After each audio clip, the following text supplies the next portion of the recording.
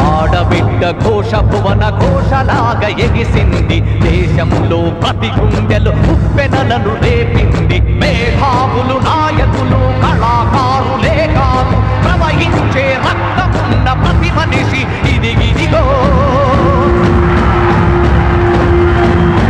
శాంతి కొరకు మేము సైతం అంటున్నా రెదలు కదిలి శాంతి వెంట సైన్యమోలే జనం కదులుతున్నది గాంధీ బుద్ధుని వారసులం కావాలంటున్నది హింసమైన శాంతికి తుది విజయం అంటున్నది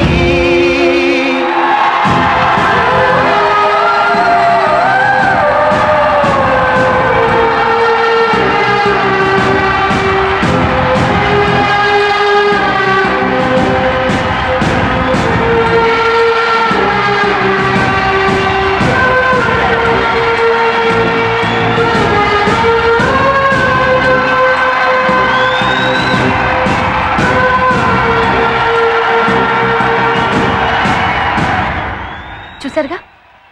ప్రజలు ఏం కోరుకుంటున్నారు ఇప్పటికైనా అర్థమైందా ఈ దేశంలో ఎంపీలు ఎమ్మెల్యేలు పోలీసులు తీవ్రవాదులు నక్సలైట్లు రౌడీలు గూండాలు దుర్మార్గులు అంతా కలిపితే దేశ జనాభాలో కనీసం 1/1 వంతు అంటే 1 కోటి మంది కూడా ఉండరు అలాంటి వాళ్ళు 99 కోట్ల మంది జీవితాలని శాసించాలని అనుకోవటం న్యాయమేనా మేమంతా మీ దయాదాక్షిణ్యాల మీద ఎందుకు బతకాలి ప్రజలు చట్టబద్ధంగా ఎవరి బతుకులు వాళ్ళు బతకాలి అనుకుంటున్నారు శాంతియుతంగా బతకాలనుకుంటున్నారు మీలాంటి స్వార్థపరుల నాయకత్వం వాళ్ళకి అక్కర్లేదు ఎలాంటి హింసాకాండను వాళ్ళు కోరుకోవటం లేదు అందుకు ఈ రోజు ప్రజాస్పందనే ఉదాహరణ కేవలం 24 గంటల వ్యవధిలో ఇంతమంది సానుకూలంగా స్పందించి వచ్చారంటే మీ మీద మీ విధానాల మీద వాళ్ళకి ఎంత అసంతృప్తి ఉందో అర్థం చేసుకోండి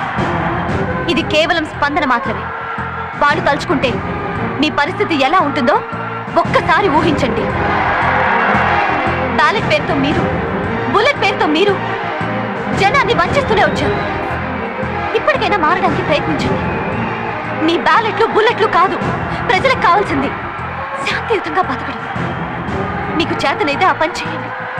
లేదంటే ప్రజలకి ఈ సమాజానికి దూరంగా పొండి